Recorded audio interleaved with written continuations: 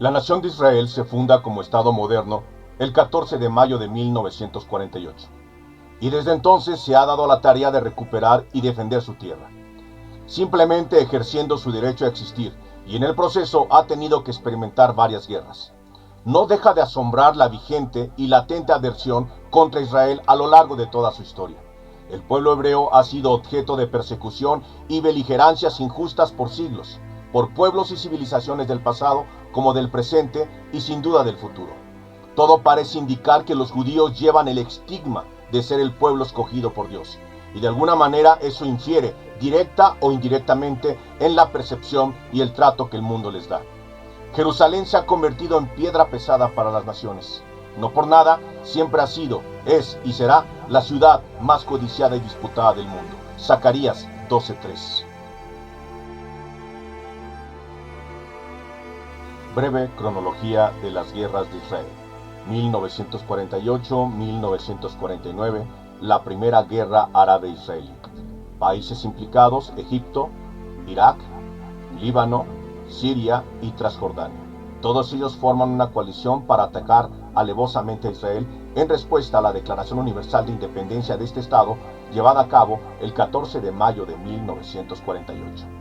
Las consecuencias inmediatas después de este conflicto fueron las siguientes. Número 1. En el caso de Israel, ocuparía militarmente 5.728 kilómetros cuadrados, aumentando en un 40% el territorio definido según el deslinde de la ONU. Número 2. Israel controlaría finalmente el 78% del área total del territorio. Número 3. El triunfo consolida al nuevo Estado moderno de Israel como potencia regional. Número 4. Se intensifica la política de inmigración de judíos en todo el mundo, y a esto se le conoce como la ley del retorno. Número 5. Se crea un ejército nacional moderno y profesional. Sin embargo, años más tarde, la resolución 242 del Consejo de Seguridad de las Naciones Unidas del 22 de diciembre de 1967 exige la retirada de todos los territorios recuperados y ocupados en esta guerra, pero Israel se niega a cumplirla, alegando que necesita fronteras seguras frente a las constantes amenazas árabes. Consecuencias para Palestina. Número 1. Desaparece la Palestina árabe, repartida entre Israel, Jordania y Egipto. Los palestinos, más de 500.000, son obligados a exiliarse, mientras que otros miles de personas se quedan en territorio ocupado, confinados en campamentos sin organización política. Número 2. La cuestión palestina queda en manos de un grupo de resistencia de varios países árabes, conocidos con el nombre del Movimiento Nacionalista Árabe. Consecuencias para Egipto. 217 kilómetros de la Franja de Gaza quedarían bajo administración egipcia. En el caso de Transjordania, se anexarían un total de 5.728 kilómetros cuadrados de territorio entre Jerusalén Este y la ribera occidental del río Jordán.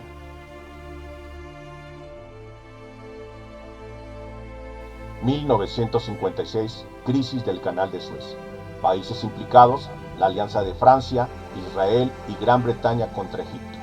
Las causas fueron la nacionalización por parte de Gamal Abdel Nasser del Canal de Suez, cuya infraestructura fue financiada por un proyecto conjunto franco-británico. Afectó el paso al comercio israelí y bloqueó su única salida que tenían al Mar Rojo. Además, perjudicó los intereses de las potencias, quienes perdieron el privilegio de 12 años de explotación. Al término de esta guerra, Israel consiguió tener el control sobre la totalidad de la península del Sinaí, aunque posteriormente la abandona por presiones de Estados Unidos y la Unión de Repúblicas Socialistas Soviéticas. Se alinea con el bloque occidental, lo que supone un incremento importante del suministro de armas francesas, estadounidenses y británicas, incluido un primer reactor nuclear. Consecuencias para Egipto. Consigue el objetivo de acabar con el control del Canal de Suez por parte de los franceses y británicos. Recibe ayuda de la URSS para financiar el estratégico proyecto de la presa de Asuán. Consecuencias para Palestina. Los refugiados comienzan a organizarse. Se funda el organismo Al-Fatah, que significa Grupo Organizado de Resistencia Palestina. Consecuencias para Gran Bretaña y Francia. Se retiran del canal bajo la presión de Estados Unidos y la URSS. Su lugar es ocupado por los cascos azules de la ONU. 1967, la Guerra de los 6 días. Países implicados: Israel, Siria, Egipto, Jordania e Irak. Israel, en pleno uso de su derecho a defenderse y utilizando el elemento sorpresa, ataca a Egipto, Siria y Jordania en una operación relámpago. Por otro lado, Siria e Irak constituyen un nuevo frente militar árabe, al firmar un pacto de defensa, y se forma otra coalición militar contra Israel.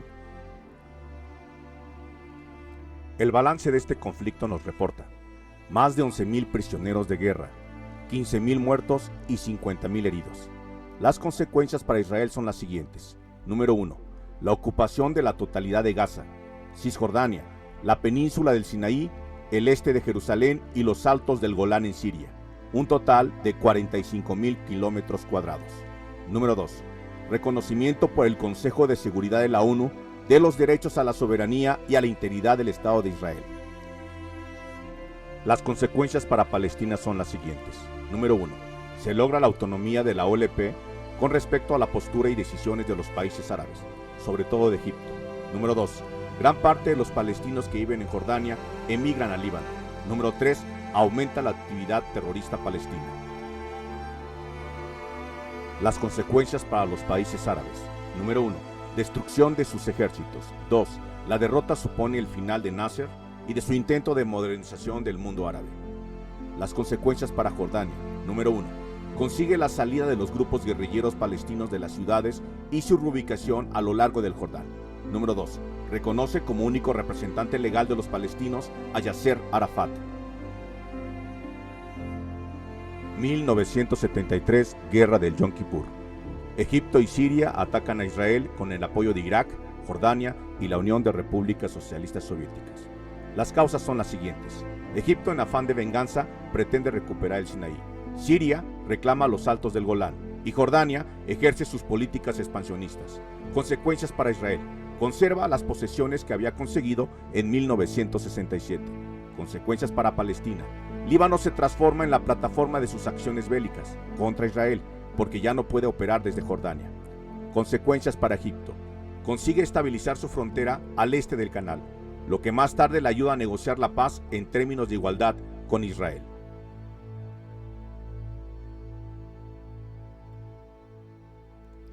(1982-1983) Guerra del Líbano. Países implicados: Israel, Líbano y Siria. Causas. El objetivo de la operación militar israelí, denominada Paz para Galilea, es desvincular a la dirección de la OLP de los territorios ocupados y limitar la capacidad de acción de los grupos terroristas palestinos. Consecuencias para Palestina. Número 1. El conflicto deja un gran número de víctimas. 2. Enfrentamientos entre el ala radical de la OLP y los seguidores de Arafat. Número 3. La OLP abandona Beirut y se traslada a Túnez. Consecuencias para Israel. Permite la salida del Líbano de los palestinos armados y se compromete a dejar el país. Pero antes de retirarse, en 1985, impone su presencia militar en una franja en la frontera de unos 70 kilómetros de largo y entre 8 y 15 kilómetros de profundidad, que denomina Zona de Seguridad. Consecuencias para el Líbano. El país queda desintegrado, sin ejército y con una economía destrozada.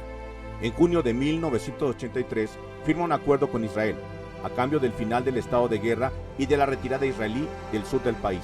Se compromete a no albergar jamás grupos armados. Año 2020. Una posible guerra de Israel con sus vecinos.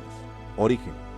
El primer ministro israelí, Benjamín Netanyahu, dijo estar confiado de poder anexar partes ocupadas de Cisjordania en el mes de julio, a causa de la propuesta de paz promovida por Estados Unidos.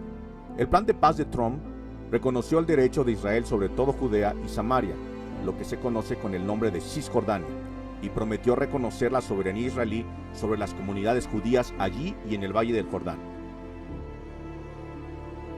El primer ministro israelí señaló que confía en que se hará honor a dicha promesa en virtud de celebrar otro triunfo en la historia del sionismo. Aunque el proyecto de paz estadounidense, conocido como el Acuerdo del Siglo, sí prevé la incorporación de las colonias en territorio cisjordano, no reconoce el derecho de Israel sobre toda Cisjordania. Estados Unidos ha expresado su apoyo a la creación de un Estado palestino con unos pocos ajustes a las fronteras israelíes que existían antes de la guerra árabe-israelí de 1967, cuando Israel recuperó Cisjordania de Jordania y Gaza de Egipto. En cambio, el plan de 181 páginas de Trump propone una Cisjordania llena de zonas interconectadas de territorio israelí, donde hay asentamientos judíos, la mayoría de los cuales están rodeados de tierras palestinas. Para los palestinos, esto significaría renunciar a grandes extensiones de territorio de Cisjordania, que incluye regiones donde Israel ha establecido asentamientos durante los últimos 50 años, y áreas estratégicas a lo largo de la frontera con Jordania. Casi todo el mundo considera que esos asentamientos son ilegales, pero en realidad no lo son. La estructura del plan también deja de lado el antiguo objetivo de crear un Estado palestino totalmente autónomo. En lugar de eso, Trump prometió vagamente que los palestinos podrían conseguir un Estado independiente propio, pero no dio más detalles, mientras que Netanyahu dijo que el acuerdo proporcionaba un camino hacia un Estado palestino con salvedades considerables. Sin embargo, no debemos de olvidar que toda esta tierra que está en disputa le pertenece a Israel. Si Israel está dando concesiones, es por un acto de buena voluntad y de buena vecindad. En realidad, esta tierra le pertenece a Israel desde hace miles de años. Toda esta situación se encuentra en medio de la firma de un acuerdo de unidad entre Netanyahu y el centrista Benny Gantz. Dicho convenio, denominado como Gobierno de Emergencia Nacional, se ocupará de atender la situación de la pandemia de COVID-19 en el país y la anexión de territorios en Cisjordania, que está prevista para el 1 de julio del 2020. Este pacto ha recibido el aval también del secretario de Estado de la Unión Americana, Mike Pompeo. Sin embargo, la comunidad internacional ha reaccionado con severidad durante las últimas jornadas, tras conocerse la voluntad de Israel de avanzar unilateralmente en aras de la agregación de Cisjordania. Francia, Reino Unido y Alemania, entre otros, condenaron la decisión y se sumaron a Nikolai Miladenov, enviado de la ONU para Oriente Medio, quien describió como una creciente amenaza para la paz en la región. Josep Borrell, titular de la diplomacia europea, advirtió también de los peligros que supondría la anexión y reiteró que la posición de la Unión Europea es no reconocer la soberanía de Israel sobre los territorios ocupados desde 1967. Según la Unión Europea, la anexión constituye una seria violación a la ley internacional.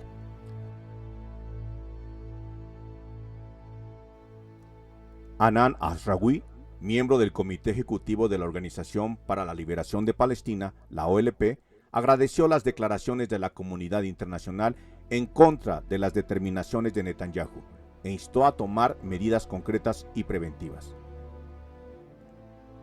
El presidente palestino Mahmoud Abbas anunció la ruptura de todas las relaciones con Israel y Estados Unidos, incluida la cooperación en materia de seguridad tras el plan de paz estadounidense para Oriente Medio, que favorece, según él, a los israelíes.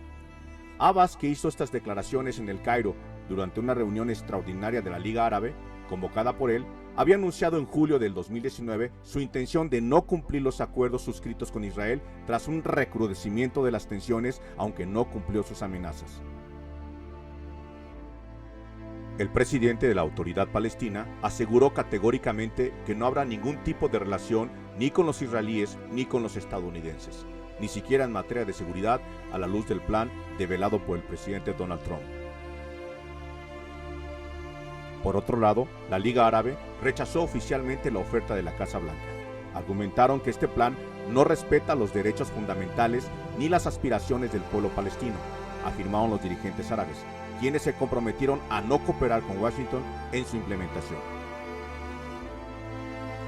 En resumen, los cancilleres de los países árabes reunidos en El Cairo, entre ellos el de Arabia Saudita y los Emiratos Árabes Unidos, abogaron por la solución de dos estados que incluye un estado palestino dentro de las fronteras existentes antes de la Guerra de los 6 días de 1967, cuando Israel ocupó Cisjordania y Gaza y Jerusalén Este, una parte de la Ciudad Santa donde los palestinos quieren instalar su capital, lo cual es totalmente incorrecto. ¿Por qué? Porque los judíos, el pueblo de Israel, ganó esos territorios legalmente en la Guerra de los 6 días. por un lado, y en segundo lugar, esos territorios le pertenecen históricamente a Israel. Si Israel está cediendo a que se cree un Estado palestino, es simplemente como un acto de buena vecindad.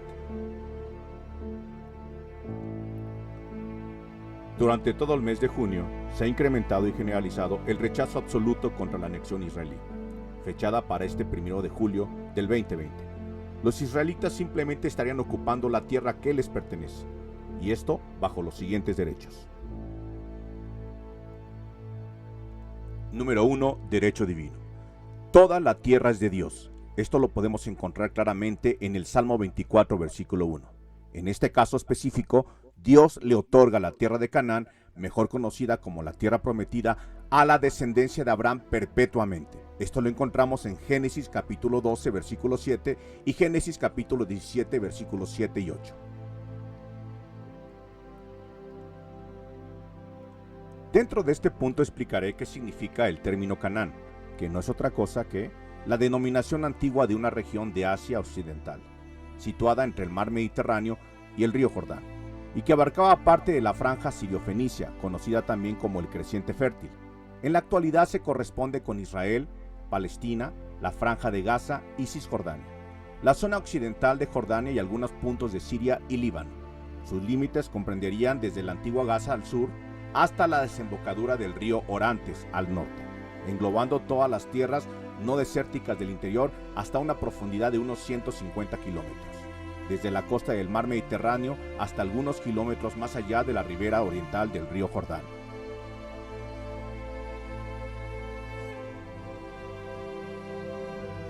También, dentro de este punto, Dios, manteniendo su promesa, la confirma con Isaac, hijo de Abraham, en Génesis 26, versículos 3 y 4.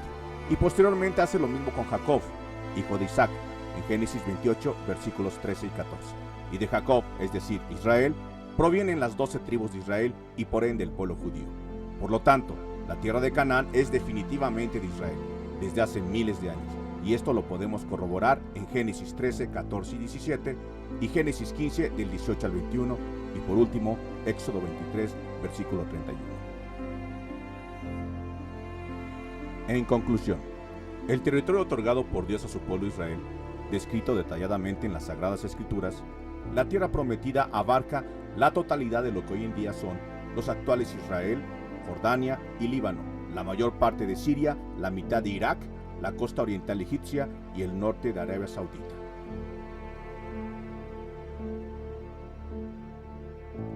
Número 2. Derecho de antigüedad. El pueblo de Israel se asentó en la tierra prometida alrededor del 1800 a.C., lo que aproximadamente corresponde a unos 4000 años de historia, a pesar de la diáspora, lo que implica un fuerte nexo histórico de tenencia de la tierra por más de 4 milenios comprobables, lo que los convierte en legítimos dueños soberanos de estas tierras.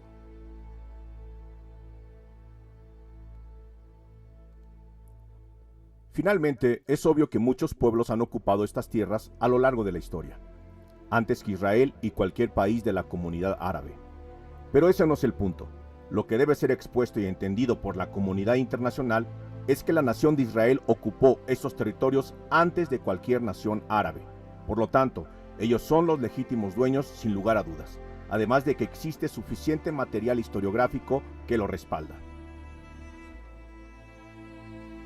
Derecho legal.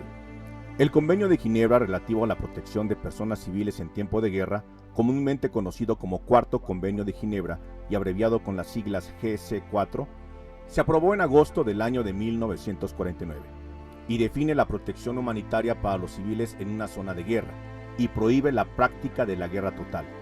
En este momento hay 194 países que forman parte de los convenios de Ginebra del año de 1949, incluyendo este cuarto tratado, pero incluyendo también a los otros 3 anteriores.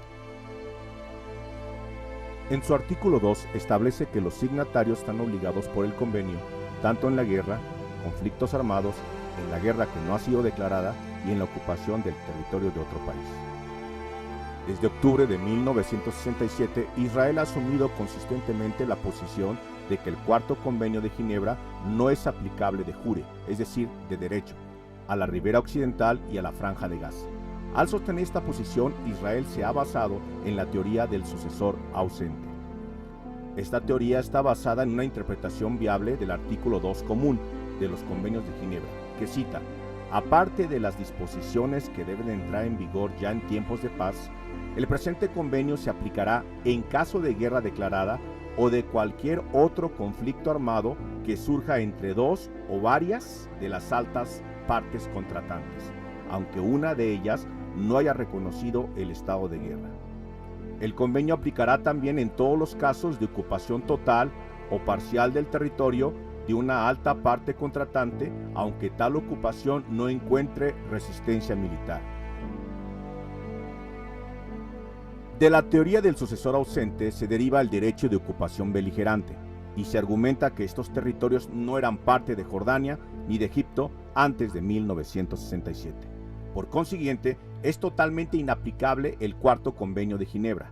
De acuerdo con este argumento, la presencia de Israel en la ribera occidental y la Franja de Gaza no es una ocupación, sino una administración en ausencia de un soberano, sin relación con el Cuarto Convenio de Ginebra y con el derecho de ocupación en general.